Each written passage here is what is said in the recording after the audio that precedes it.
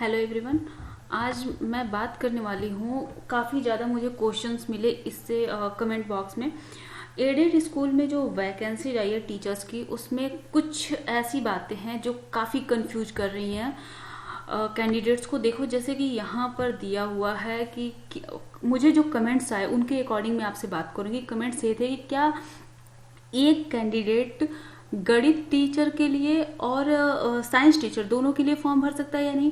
दूसरा क्वेश्चन ये था कि क्या गणित वाले साइंस का भी फॉर्म अप्लाई कर सकते हैं या नहीं। या ये भी क्वेश्चन था, क्या गणित और विज्ञान दोनों ही एक ही टीचर के लिए आएगा क्या। मीन्स कि गणित और विज्ञान दोनों एक ही अभ्यर्थी को देना पड़ेगा क्या। ऐसे क्वेश्चंस आए हुए थे, तो इसलिए मुझे आपसे बात करनी है। सच में जो ये नोटिफिकेशन है कुछ ऐसा है कि यह कंफ्यूज कर रहा है, काफ़ी ज़्यादा कंफ्यूजन क्रिएट हो रही है इस नोटिफिकेशन की वजह से। तो मैं आपसे बात करने वाली हूँ इसके बारे में।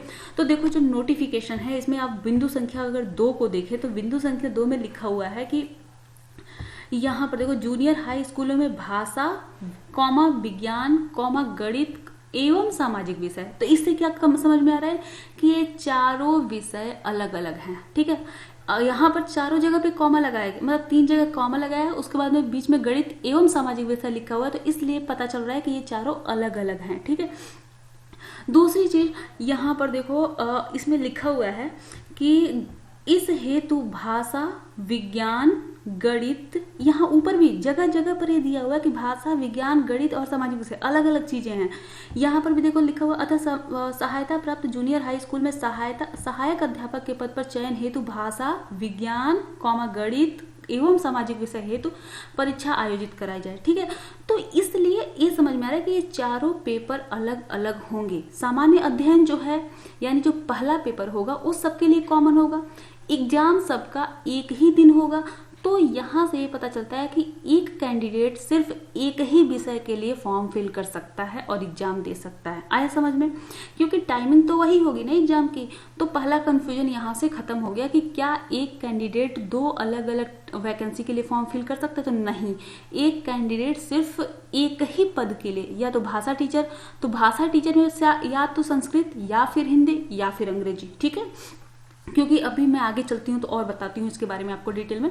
तो देखो, भाषा विज्ञान गणित और सामाजिक विषय चारों को अलग अलग रख रहा है यहाँ पे। तो इसलिए यहाँ पर पहली कंफ्यूजन हमारी क्लियर हो गई कि एक कैंडिडेट सिर्फ एक ही विषय के लिए फॉर्म फिल करेंगे। अब हम देख लेते हैं, यहाँ पर देखो, इस हेतु भाषा विज्ञान गणित एवं सामाजिक विषय हेतु स्नातक स्तरीय पाठ्यक्रम के आधार पर स्नातक स्तरीय परीक्षा आयोजित कराई जाए। अच्छा, अब बताओ, आप मुझे खुद बताओ, एक ऐसा कैंडिडेट जिसने कि फिजिक्स केमिस्ट्री और मैथ लिया है, ठीक है, ग्रेजुएशन में, वह ग्रेजुएशन लेवल का जूलॉजी बॉटनी कैसे कर सकता है।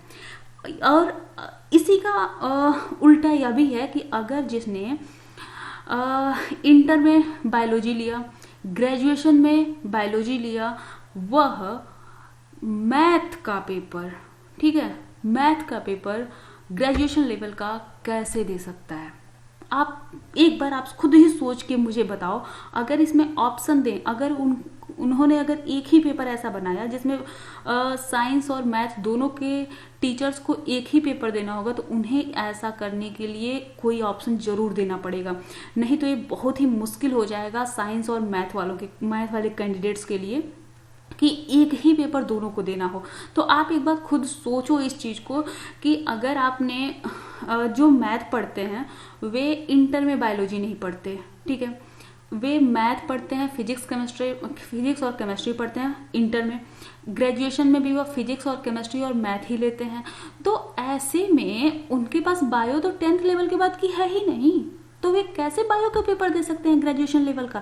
अगर इन्होंने यहाँ ग्रेजुएशन लेवल नहीं लिखा होता तो समझ में आता कि हाँ पेपर दिया जा सकता है, लेकिन क्योंकि सामान्य अध्ययन तो उसमें सामान्य विज्ञान इन्होंने रखा हुआ है, तो सामान्य विज्ञान तो सबको देना है, तो उसमें जूलॉजी बॉटनी केमिस्ट्री सब कुछ देना है, लेकिन वह सिर्फ 10th लेवल तक का ही होगा।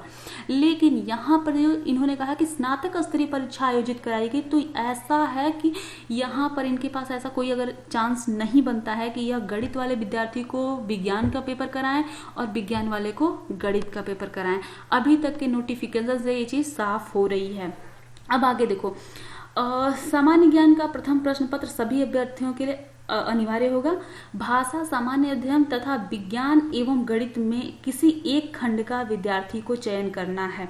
अच्छा, यहाँ पर देखो, एक खंड का चयन करना है। खंड में एक खंड भाषा आ जाती है, एक खंड सामान्य अध्ययन है और अगला खंड है विज्ञान और गणित। विज्ञान और गणित को एक ही खंड में रख के इन्होंने बहुत बड़ी कंफ्यूजन क्रिएट कर दी है। ठीक है, आगे देखो, भाषा में संस्कृत, हिंदी, अंग्रेजी में से किसी एक का चयन करना है। अच्छा, भाषा एक ही खंड है, समझ रहे हो ना, भाषा एक खंड है, लेकिन उसमें इन्होंने 3 सब्जेक्ट अलग अलग कर दिए, मतलब एक संस्कृत कर दिया, एक हिंदी कर दिया, एक अंग्रेजी कर दिया। तो क्या विज्ञान और गणित जो एक ही खंड है तो उसमें से अलग अलग नहीं किया जाएगा कि विज्ञान को अलग किया जाए और गणित को अलग किया जाए?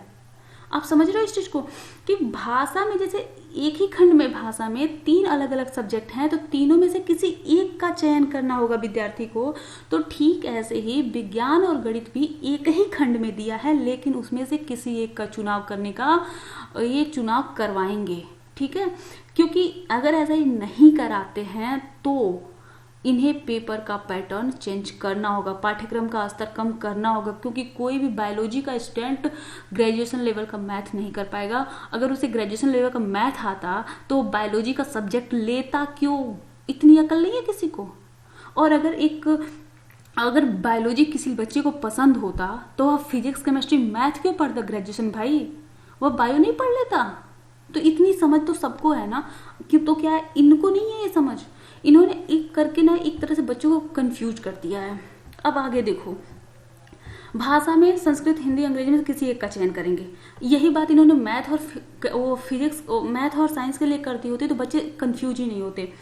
यहाँ पर आगे देखो, द्वितीय प्रश्न पत्र में 100 प्रश्न होंगे। देखो, प्रथम प्रश्न पत्र में 50 सामान्य ज्ञान के होंगे और द्वितीय प्रश्न पत्र में 100 प्रश्न संबंधित विषय के होंगे। तो एक ही विषय के, मतलब 100 नंबर के सिर्फ विज्ञान के होंगे और 100 नंबर के सिर्फ गणित के होंगे, ऐसा होना है। अब आगे हम और आगे बढ़ते हैं तो देखो क्या दिया हुआ है। यहाँ पर देखो, जो और आगे हम जाएं तो देखो, यहाँ पर पहले खंड में हिंदी, इंग्लिश और संस्कृत है। तीनों एक ही खंड में है, लेकिन तीनों का क्या है, अगर कोई मान लो संस्कृत का कैंडिडेट है तो वह सिर्फ इन्हीं चारों को पढ़ेगा। संस्कृत भाषा एवं साहित्य के इतिहास की जानकारी, व्याकरण और अपठित गद्यांश, पद्यांश और प्रमुख लेखकों, कवियों का सामान्य परिचय एवं उनकी कृतियां, मतलब सिर्फ इतना। उसको इंग्लिश नहीं देना है, उसको हिंदी नहीं देना है। तो ठीक ऐसे ही अगर कोई ऐसा होगा जो गणित का विद्यार्थी होगा तो वह सिर्फ गणित वाला ही देगा, वो विज्ञान नहीं देगा। और अगर विज्ञान वाला होगा तो वह सिर्फ विज्ञान देगा, गणित वाला नहीं देगा। अच्छा, आप सोचो कि अगर मैं बात करूं एक विज्ञान के एक टॉपिक की, किसी एक टॉपिक की बात करूं, जीवों में श्वसन की अगर मैं बात करूं तो यह 6 में भी है, 7 में भी है, 8 में भी है, 9, 10, 11, 12 ग्रेजुएशन सब में है। लेकिन इसका स्तर अगर हम बात करें 6, 7, 8 की तो एक कॉमन चीजें बताई गई हैं। लेकिन वही अगर हम ग्रेजुएशन की बात करें तो हर जीव में श्वसन, विभिन्न प्रकार के जितने भी जीव हैं हर जीवों में श्वसन के अलग अलग अंग होते हैं, कोशिकीय स्तर पे श्वसन होता है। भैया मैथ वाला बच्चा ही कहाँ से कर पाएगा? खुद सोचो, मैथ वाला बच्चा आगे इतनी सांस लेने लगेगा और इतने जीवों के सांस देखने लगेगा, कौन सा जीव कौन सा सांस लेता है, क्या पढ़ेगा बेचारा? 2 महीने का तो आप टाइम दे रहे हो, 2 महीने में क्या चाहते हो भैया, क्या कराओगे? जाहिर सी बात है ना। तो देखो भैया, ऐसा कुछ नहीं होने वाला है कि एक ही को सब कुछ देना पड़े, विज्ञान का अलग होगा, गणित का अलग होगा। और अगर ऐसा नहीं होता है तो समझ लो ये बिना मतलब का है, बकवास में निकाला गया ये फॉर्म। अगर ग्रेजुएशन लेवल है या तो ये पाठ्यक्रम का स्तर इनको कम करना पड़ेगा। ग्रेजुएशन लेवल का अगर कोई भी विद्यार्थी नहीं पढ़ सकता, कोई भी नहीं पढ़ सकता यार, कि दोनों चीजें पढ़ के एक साथ लेके चले, बहुत ही टफ होता है। अगर ऐसा नहीं होता तो क्यों बायोलॉजी को कोई छोड़ता मैथ वाला स्टूडेंट, और बायो वाले मैथ को क्यों छोड़ते? रोते हैं सब यार, सब रोते हैं। बायो वालों को 10th से अधिक का मैथ नहीं आता अच्छे से, दिक्कत होती है उनको। इसीलिए सीपीएमटी में बायो वालों को सबसे ज्यादा दिक्कत क्यों होती है? फिजिक्स की वजह से, क्योंकि उनको मैथ नहीं अच्छी लगती, मैथ उन्होंने छोड़ दिया होता है। और अगर डीएलएड में जो बच्चे जाते हैं ना साइंस मैथ वाले, वे बायो का चैप्टर देख के सर पीटते हैं कि क्यों है यार, क्योंकि उनको नहीं आता है, रट्टा मारते हैं सब। तो आप हमें कैसे दे सकते हो ये सब? कैसे? एक बार सोचने वाली बात है। चलो जो भी होता है 18 को तो पता चल ही जाएगा। तब तक के लिए धन्यवाद।